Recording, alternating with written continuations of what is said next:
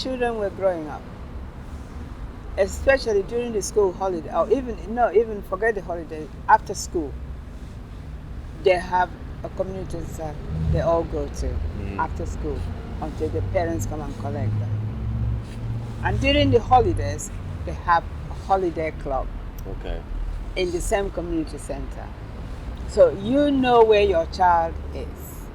And if the holiday club is taking them to the seaside, you have to sign a consent form.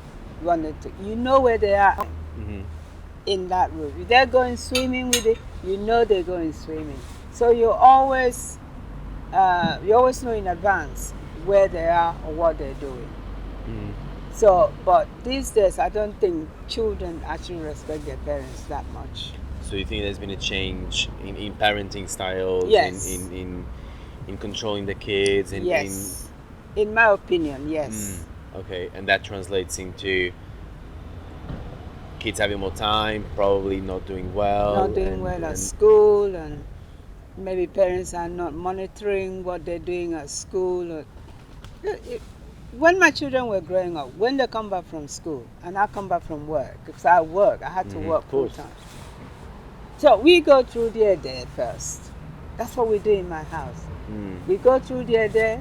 They probably say, oh, this teacher did whatever, and they say they did well or they didn't do well. Whatever they did at school, they will tell me, right?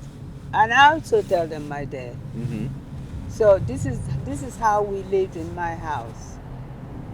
And you know, the children, when they come back, they know we have this rule: homework first.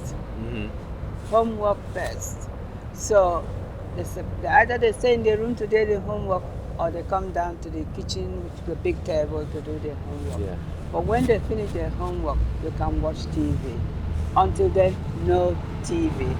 You know, I mean, if you start from the home to discipline your child, or if you give them a purpose in life, if they know that when they come back from school, they have to do their homework first, and then they help out with the washing up or something. Yeah. They know the role, they know the chore, they know what is expected of them in the home. And they can respect their parents that way because they know they can't just come in and chuck their bag and bagger up. No. They do these things. It's a family. Once everybody's home, you eat together, you chat. I used to talk to my children. They tell me about their day at school, whichever child has been horrible to them, whichever teacher has been horrible to them. I have to listen. If there's something that I can take up, I go to the school to discuss it with them. You know, another thing too, parents are not doing very much at the moment. Well, in my opinion, anyway. Parents' evening. A lot of parents don't bother to go to parents' evening. So you find they're disconnected from the kids in that sense? Yeah, because they don't know what their child is doing at school. They don't know which teacher is teaching them maths or English or geography. You have to know the teachers teaching your child. Yeah. You know?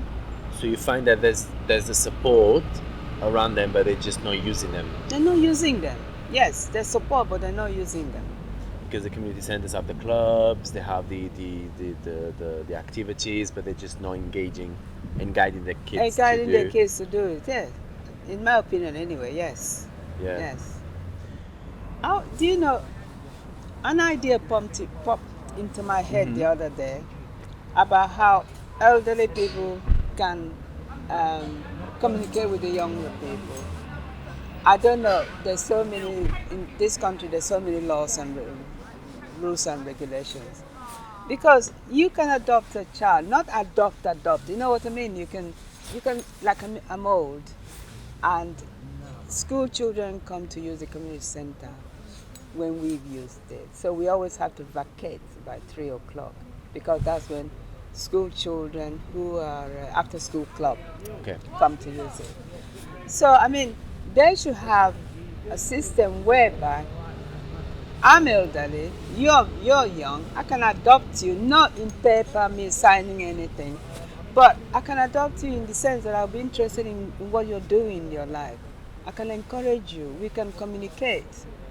So You know what I'm doing, and I know what you're doing. And if there's any way I can help that young person, trust me, I will help them. I'll help them. It's just somebody else other than a parent that they can bring to talk to. That's a good idea. I don't want them to come to my house or anything. Just to have somebody else that can bring. There might be something they don't want to talk to their parents about, but if they trust you, they can talk to you.